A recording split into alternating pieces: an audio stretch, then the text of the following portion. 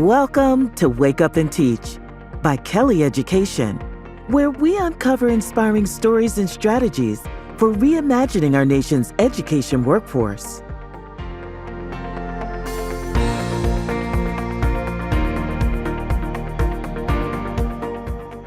Hi, I'm Nicola Soares, President of Kelly Education, and this is your front row seat to the future of the education workforce on Wake Up and Teach. Today, we're focusing on a critical issue that affects every school district, the fiscal side of education staffing. Joining us is Kelly Coash-Johnson, Executive Director of the American Association of School Personnel Administrators. Kelly brings a wealth of knowledge on today's topic and will share how districts and schools across the country are reassessing their staffing models and getting creative with budgets to build a more sustainable future for our education workforce. From resourceful budgeting strategies to long-term planning for supporting educators, this conversation is packed with insights you won't want to miss. So let's dive in.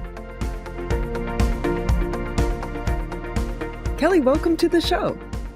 Hi, thank you, Nikki, and thank you, Kelly Education, for having me. It's great, and it's really terrific to have you here. So let's start by giving our listeners some context. School districts are navigating really tough financial landscapes, and especially with shrinking budgets and their increasing operational costs across the board. And, with the loss of the emergency federal funding of the ESSER funds, when we think about these challenges, what are the most significant financial obstacles schools are facing with staffing these days? Absolutely. Districts are struggling with regards to budgets, depending on what state they're in, of course. But the biggest issue is probably competing competitive wages. So in order to attract and retain our staff, we have to remain competitive. And the private sector wages are increasing ever so much, and education is a little bit slower to adapt. So with cost of living and depending on where your school district is, it is just increasingly becoming difficult to keep up with the times with regards to competitive salary. Secondly, the districts are struggling a lot with increased costs for healthcare and pensions and other benefits. So, healthcare and retirement typically has been then one of the big sellers for becoming an educator. Schools typically offer amazing healthcare packages and offerings, as well as retirement systems, teacher retirement systems, clear down to, principal retirement systems, et cetera. And those costs are rising too. And so trying to balance that along with the wages is probably the biggest difficulty doing that. I have a saying that says retention is the new recruitment. And so staffing shortages is just exacerbating all of this in there, and the retention rate is not helping. So while finances are a critical piece, we've yet to fully address the national educator shortage overall. So, we're working at ASPA to partner with different organizations like the State Directors of Teacher Certification and the Association of Colleges of Teacher Education to really look and drill down into some of these issues that are facing our districts with regards to both the educator shortage and just trying to maintain our districts. Yeah, that's a lot. And I'm sure that some districts are probably more on it than maybe even smaller school districts, as an example. But, when you look across the board, have you seen districts and schools really beginning to reassess some of the issues that you just talked about and starting to sort of make steps to redesign their workforce models so that they do have the coverage and the quality of education? Yeah. So what we're really seeing is districts are really taking time to evaluate their strategic staffing and to evaluate their school district needs. These can be done through HR audits, they can be done through culture climate studies, but really trying to drill down into evaluating what's working and what is not. So, for example, in some of the work we're doing with those 5 shifts to address the educator shortage, one of the pieces is ask. Sometimes we tend to put forth things that we think are helping with the shortages, but indeed they're not really utilized or they're not needed as much as we think they are. So, really drilling down to asking those questions and then finding those cost saving measures there. And I think that's a really important point. And I would tell you, obviously, myself and my organization know a little bit about short term fixes. And, Mhm. when we think about that versus long term sustainability, I Right. definitely see that many districts, that's a challenge for them to sort of balance that. But how do you think that districts can navigate this balance to avoid future workforce crises? Right. So, some other areas that we're seeing is flexible staffing, using building substitutes to address absences is certainly important. Shared staffing agreements between districts is a big one. Utilizing your outside partnership relationships is really, really big. And then, of course, the biggest growth we've seen is grow your own programs and apprenticeship programs that are really working to both build the pipeline in the district, but also support the community. And we certainly see a lot of that too. And I completely agree that we've seen such great success. So, Kelly, I want to switch gears here a little bit. I want to talk about professional development from the perspective of mental health initiatives as well. We know that they're incredibly essential for supporting the educational environment, not only for students, but also for teachers. How do you think school districts can continue to prioritize, invest in these critical areas? Because, there's still sort of a post follow up even from the pandemic, but they're still, navigating all of their financial issues, especially when it comes to budgets and trying to be able to meet the needs of everything. Yeah. So, professional development is something that we as an organization are very supportive of. I personally believe professional development can be the gateway to both improving your retention, but also your recruitment strategies. So, huge supporter of trying to do that. What we really want to see right now is the ability to differentiate your professional development. So, really looking at how to make it not one size fits all. This can be differentiated by content area, by career pathways. It also should be differentiated by your skill level. So, like if you're a novice teacher, if you're a mid career teacher or educator, or if you're a veteran educator, the professional development supports should be different. Now, saying that, that's what we would love to see happen. But to your point, the budgets and the supports are tight, and it's hard to do these real innovative practices of differentiating your professional development when you may not have the money to do it. So, things that I've seen is districts using any type of community supports.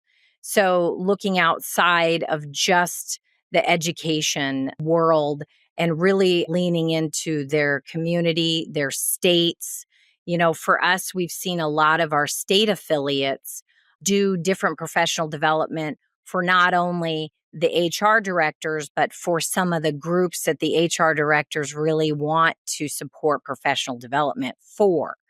And then this one's a tricky one to say today, but there has been some amazing grants out there that are available to specifically support professional development.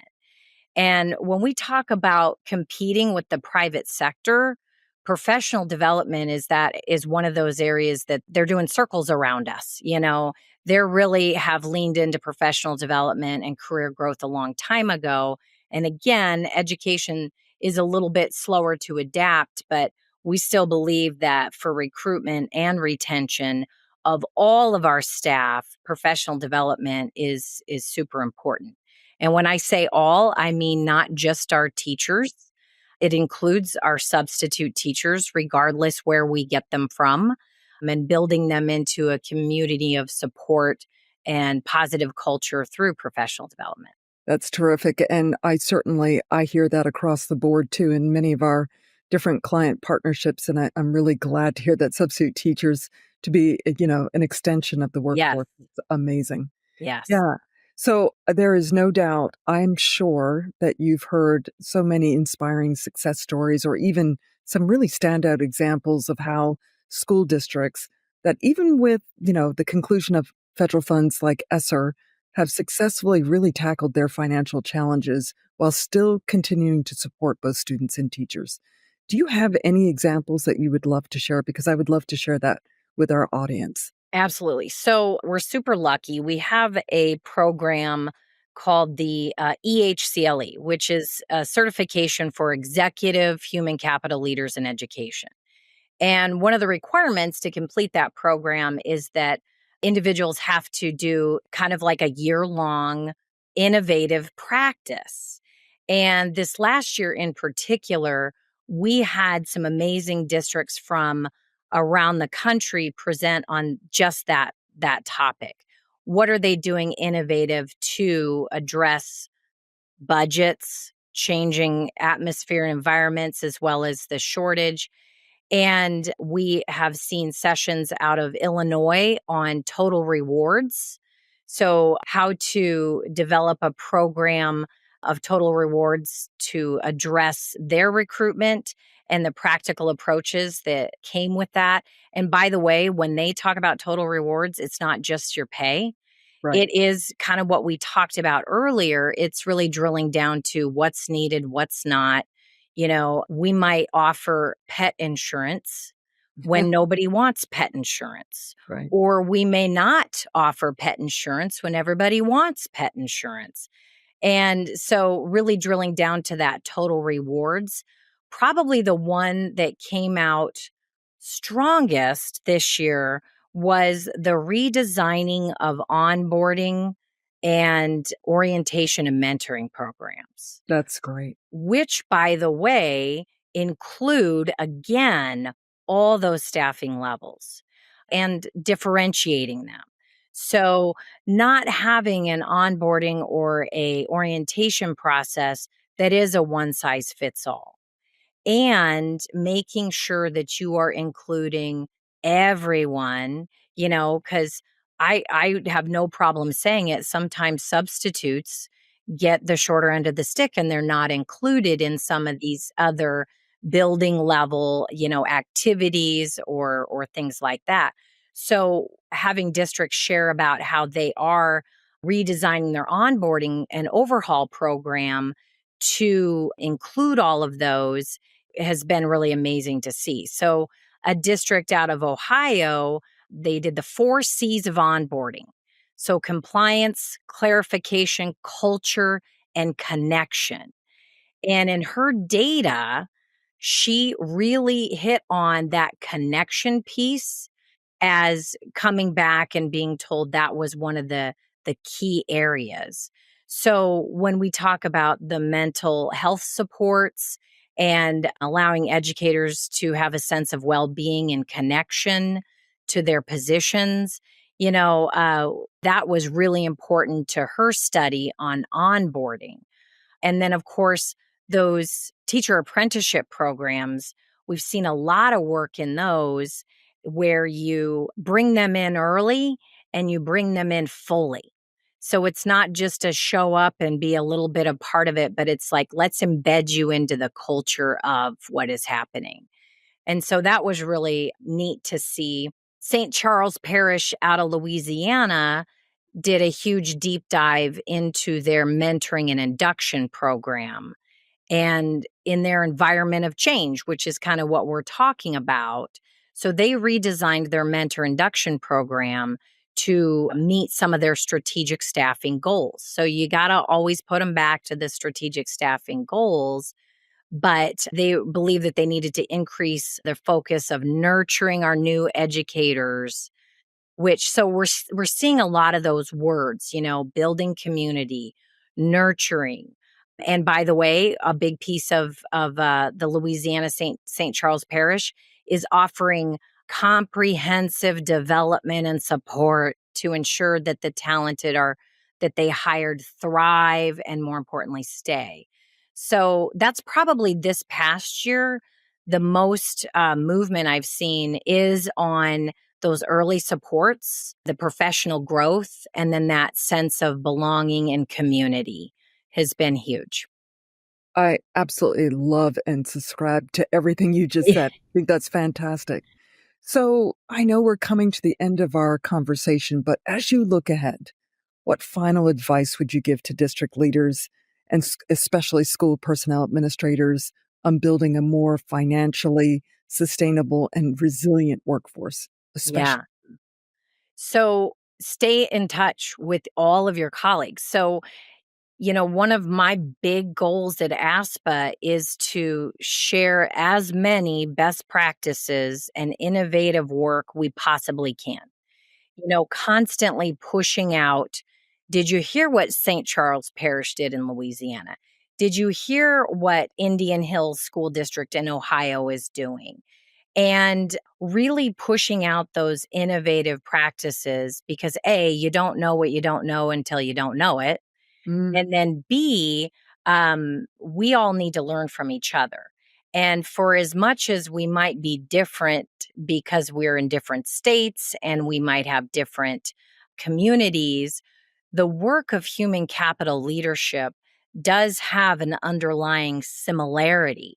So picking up practices from your friends, and staying super involved.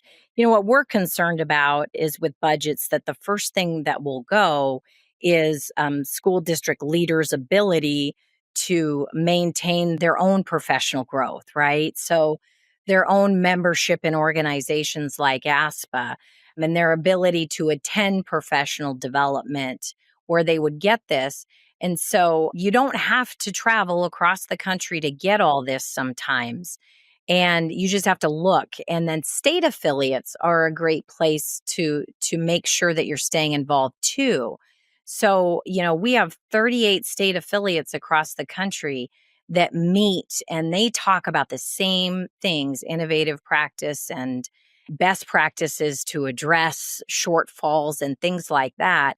And so really just staying on top of what everybody else is doing. And I guarantee just by a little bit of looking and a little bit of participating, you will find one or two good ideas that you can take back and implement in your own district to make a difference.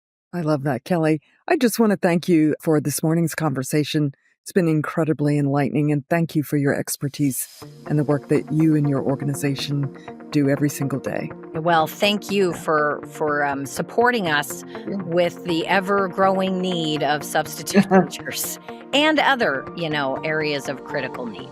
Absolutely.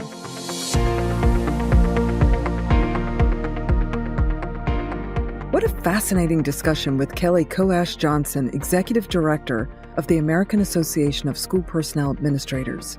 Her insights into the financial and staffing challenges districts and schools face today have given us a clearer picture of the road ahead. We hope you enjoyed today's episode. If you did, please consider leaving us a rating or review. It helps us to reach more listeners like you. I'm Nicola Soares, and I look forward to having you with us again next time on Wake Up and Teach. Take care.